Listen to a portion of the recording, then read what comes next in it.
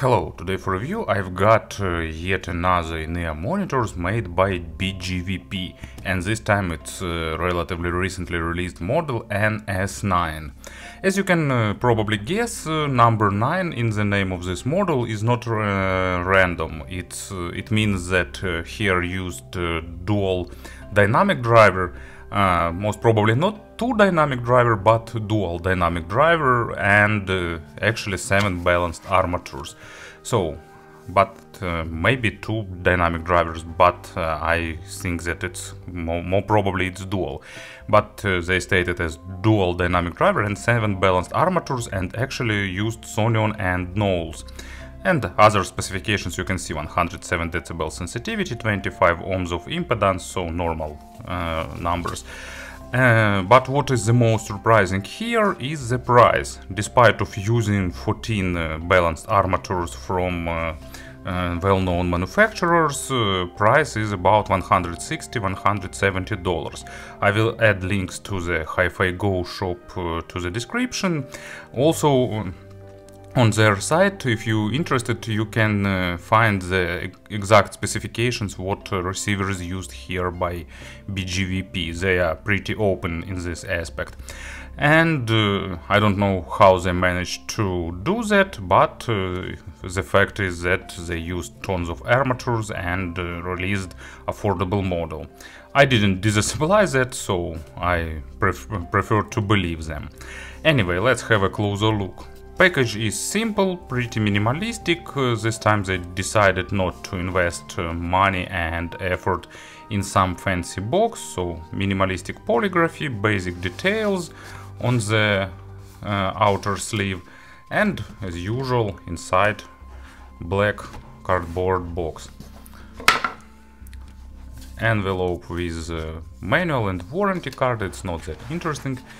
And internal organization is also pretty simple. So base ear tips, memory foam, and vocal tips, so different tips of different sizes. Earpieces themselves, let me pull them out.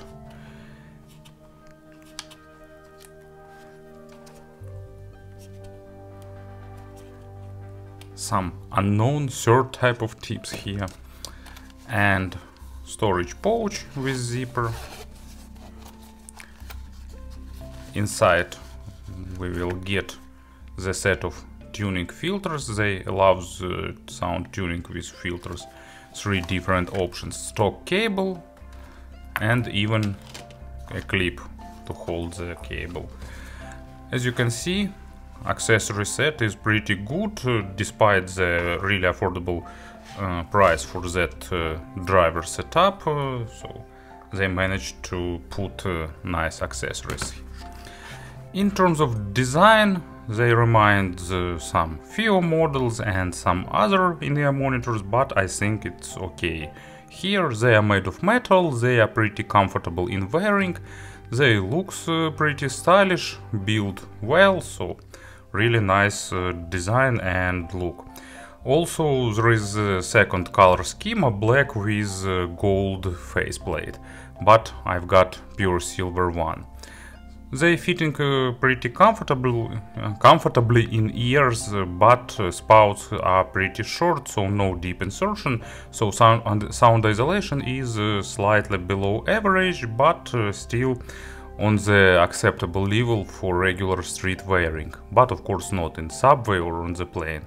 You can unscrew this filter. We can see 3 separate bores inside, so BGVP stated that inside they used some 3D printed acoustic chamber, like big guys from the top of the line segment do, so they spend some time and effort tweaking this model and tailoring their sound.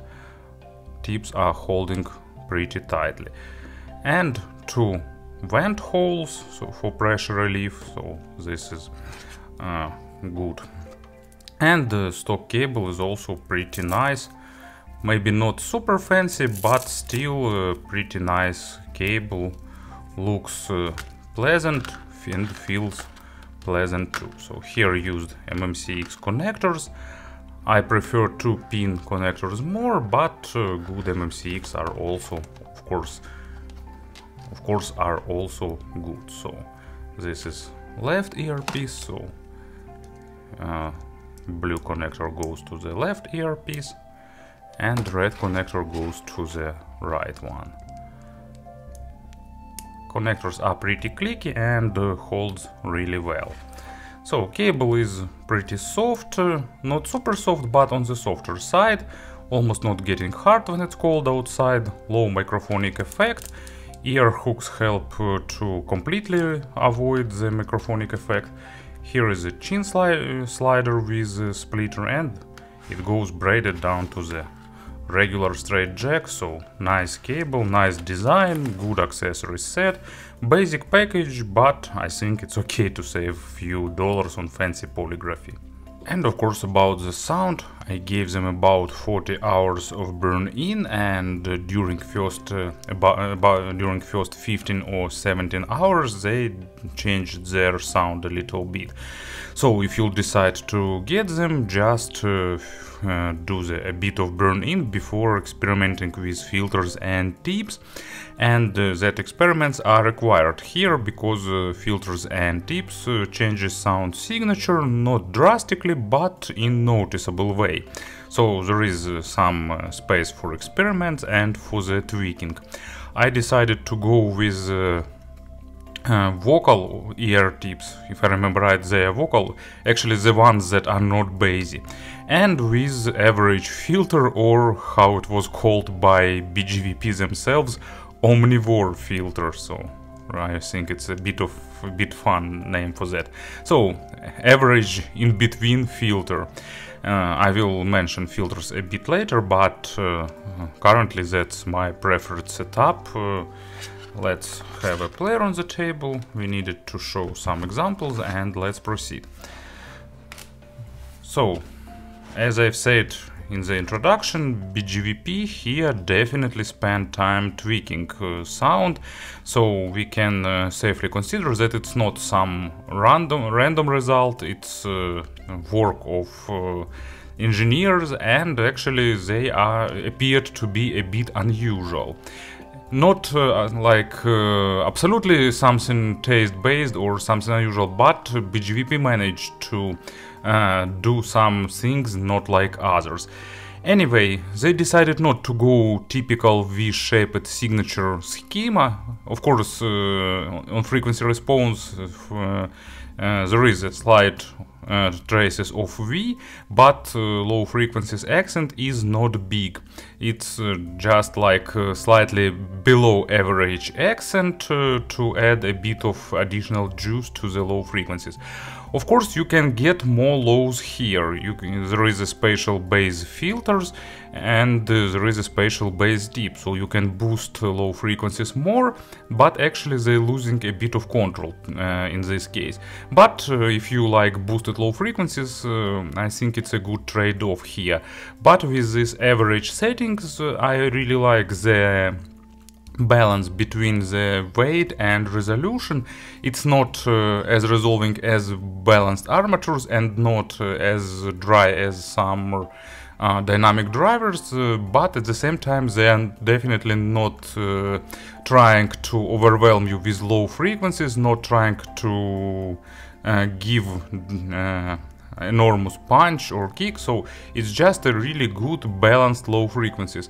It plays nicely with electronic music, but probably for electronic music one can select something bass heavy, but it really shines with real instruments, so they are good in delivering proper size of that acoustic instruments, they are good in delivering rich overtone saturation and nice body.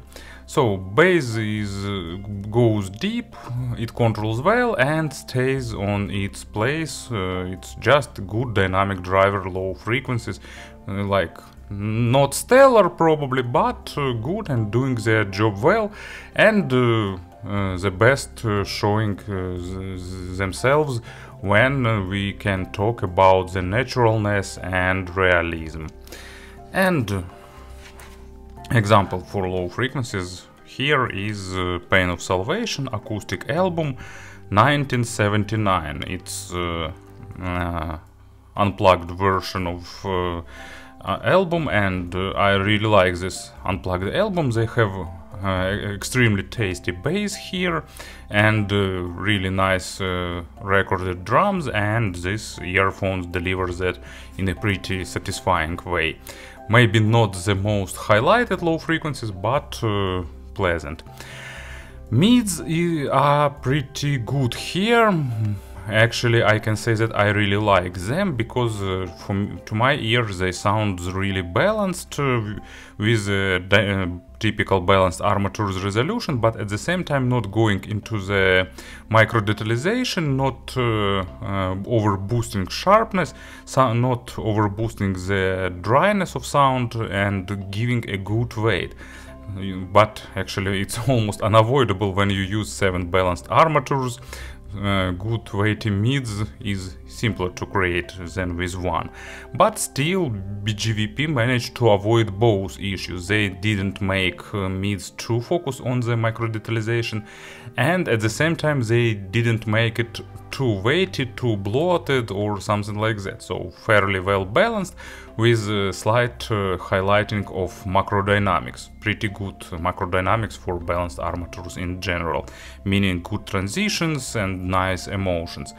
They are not super critical for the quality of record because they don't trying to be nitpicking, they don't trying to highlight smallest issues, but at the same time proper records will play better with them. But actually it's advice for almost every earphones here. Imaginary stage is not slightly, bit more than slightly above average. They are not the most spacious, but actually not the most intimate in terms of sound too. You can boost stage a bit experimenting with tips and with treble accenting filters. Also it expands stage, but in this average mode it's above average too. And as an example for the mid frequencies, I got nice track. It's Peter Gabriel, Solsbury Hill. I really like this track. I really like its odd time signature. I really like this orchestral version. It's fun, engaging, and at the same time bit complicated. And not super complex, but still on the complicated side of things. Definitely not boring, and lot of instruments, nice vocal, and these earphones delivers that all in a pretty satisfying way. And treble is slightly accented comparing with lower mids, but at the same time they definitely decided not to make a big peak, and treble accent is slightly lower than bass accent, and that gives a pretty pleasant treble performance for those who are sensitive for this part of sonic spectrum. Also, what is good, treble is almost linear here without some big spikes or dips, and that means that it's good in terms of realism. It has a pretty fairly balanced weight on the treble. It's sometimes it's an issue for the balanced armature treble. Attacks and decays are faster than they should be, and that gives a sense of lightweight treble. It's not an issue for this model because weight here is almost good.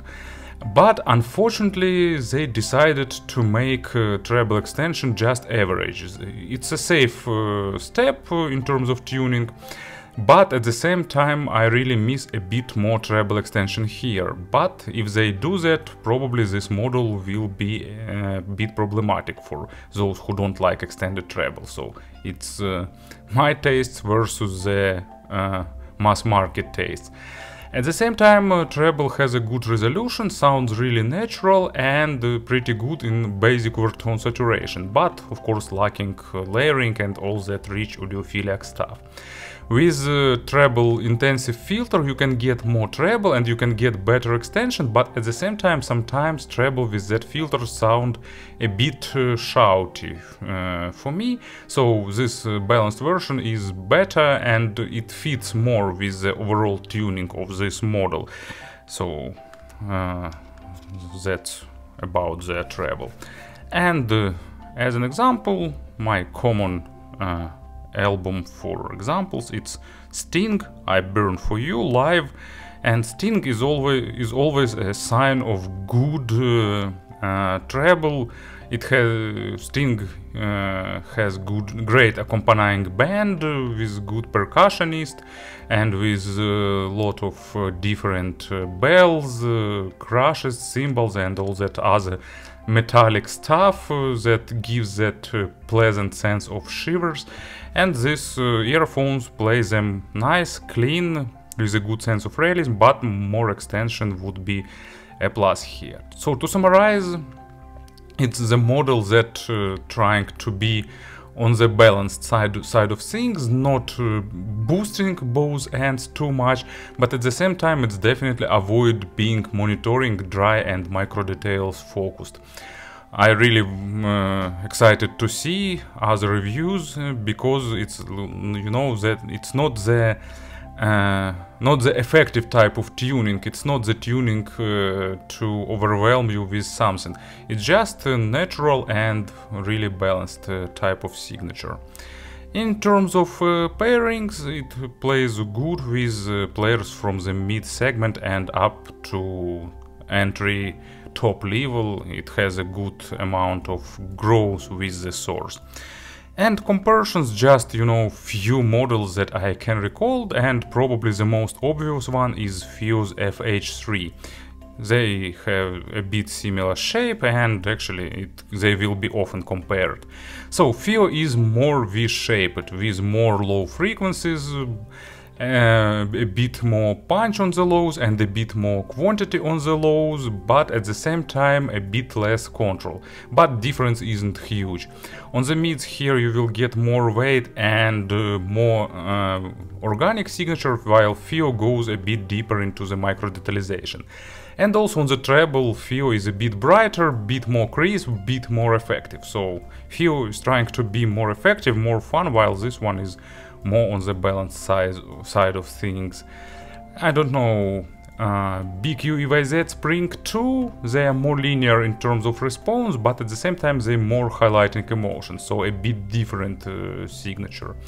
NF Audio NM2 Plus, I don't know why I recall them, but they are more natural, more linear, more focused on the micro contrast and sounds a bit drier and brighter. It's for those who like totally natural and monitoring signature. There are tons of other models in this segment, but of course I can't recall them all, so I think it's time to finish this review. So it was BGVP NS9, and you know, actually a bit subjective, actually not a bit, it's really subjective, but I like NS9 more than DM8, so if by some wonder your taste is closer to me, you can get a good chance to save. Thank you for listening, thank you for your attention, and have a nice day.